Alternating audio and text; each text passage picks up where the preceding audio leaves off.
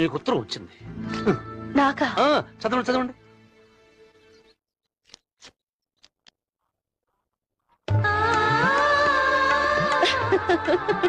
ఎందుకండి ఇలా నవ్వుతున్నారు? ఎవరో పిచ్చివాడు ఏమి రాశాడు? నన్ను ప్రేమిస్తున్నాడట. మిమ్మల్ని ప్రేమిస్తే పిచ్చివాడు ఎందుకు అవుతాడండి? అందం గురించి బాగా తెలిసిన వాడే ఉంటాడు. ఏమి రాశారో చదవండి.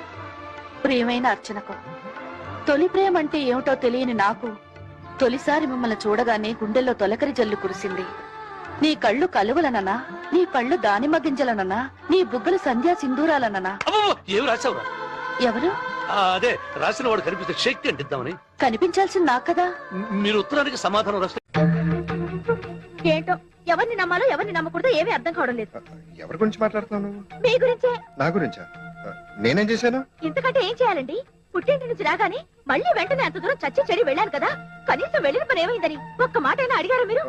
అదే పొద్దున ఆఫీస్కి వెళ్ళి ఆడవాళ్ళలో మర్చిపోయాను. ఇంతకీ ఏమైంది?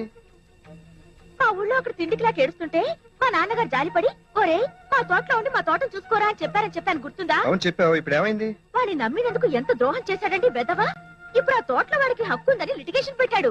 మా నాన్నగారి సంగతి మీకు తెలుసుగా, అడ్డంగా నరికేస్తానన్నారు. నువ్వేమన్నావు? ఆ తోట నాకు మా పుట్టింటి వాళ్ళ పసుపు కుంకాల కింద ఇచ్చిందండి.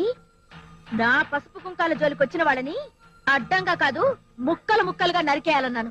ఏంట్రా నువ్వు కూడా? మరి నువ్వు కోర్టు ద్వారా వెళ్ళాలి గానీ. అంత ద్రోహం చేసిన వాళ్ళని ఊరికే వదలకూడదండి, నిలువున పాతేసి ఉప్పు పాతరేయాలి. మరీ అంత కోపం పనికిరాదు, సర్దుకుపోవాలి. ఏంటండి సర్దుకుపోయేది? అది నా ఆస్తి, నా పసుపు కుంకాలు. వాళ్ళ తోలు ఒలిచి 10 మందిలో వాళ్ళ పరువు తీసి నా ఆస్తి నాకు ఇప్పిస్తానన్నారు మా నాన్నగారు. చాలా పెద్ద గొడవ అయిందనమాట. మనమేం అనివార్య కారణాల వల్ల విడిపోలేదు. మనం ఓకే, మనం నువ్వు చేసిన అన్యాయం వల్ల విడిపోయినాము, అది గుర్తు పెట్టుకో. ఓ ఆ స్టోరీ బాగుంటే లైఫ్ బేబీ. నువ్వు ఇట్లా బేబీ బేబీ అనే పోయినసారి బుట్టలకు దింపినావు నన్ను. Okay baby, calm down. మళ్ళీ యాంగ్జైటీ వస్తుంది. హెల్త్ ఎలా ఉంది? అమ్మ నాన్న ఎలా ఉన్నారు? నువ్వు అడగాల కదా నన్ను. బేసిక్ ఎయిర్ హోస్టెస్లు రిసెప్షనిస్ట్లు అడిగే ఈ హోటల్ మేనేజ్మెంట్ క్వశ్చన్లు అడగ చాలా చిత్రమంటది నాకు. మరి ఇంకేం మాట్లాడాలి టిల్లు? నాకు వేరే దారుంటే నేను ఇక్కడ ఉండేదాన్నే కాదు. హే, నీకు వేరే దారి ఉన్నాను నీ గూగుల్ మ్యాప్స్ లో నా లొకేషనే పెడతావు నువ్వు. ఓకే, మా వాళ్ళు ఏమన్నావు? బయటికి పొమ్మన్నాను. ఎందుకలా అన్నావు? మన అగ్రిమెంట్ పట్టించుకోకుండా లోపలికి వచ్చారు, బయటికి పొమ్మన్నాను. అది చెప్తాను. నువ్వెవరు? ఏ అధికారంతో వాళ్ళు అలా అన్నావు? వాళ్ళు నా ఫ్రెండ్స్, నా ప్రాణమిత్రులు. చెప్తే నేను చెప్పాలి. రేయ్ బయట పోండ్రా, పోండ్రా.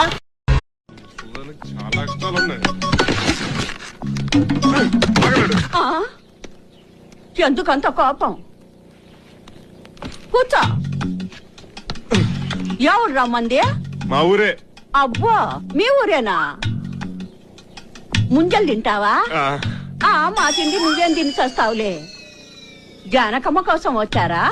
అవును. మంచి అమ్మాయి. పొద్దున్న మీరు చూసారే డాక్టర్ పిల్ల, దానికేం తెలీదు, పిచ్చిది.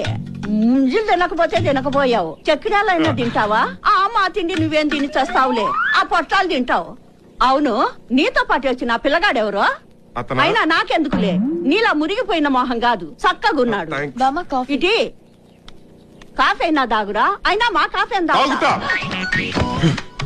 తాగుతా, నీ కాఫీ తాగుతా.